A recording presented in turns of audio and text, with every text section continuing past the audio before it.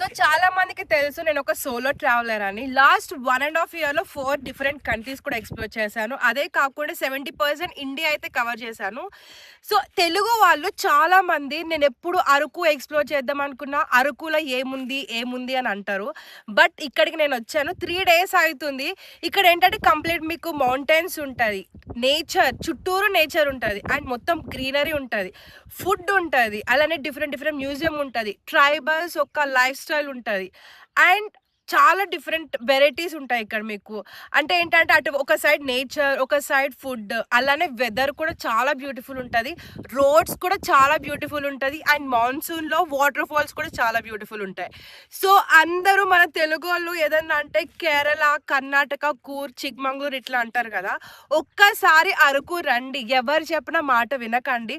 అరకు వచ్చి 2, 3 days explore చేయండి. దాని తర్వాత మీకు అర్థమైతది ఎంత బ్యూటిఫుల్ ఉంటదో. సో నేనైతే చెప్తున్నా, ఇప్పుడు నేనొక తెలుగు అమ్మాయిలా చెప్తున్నా.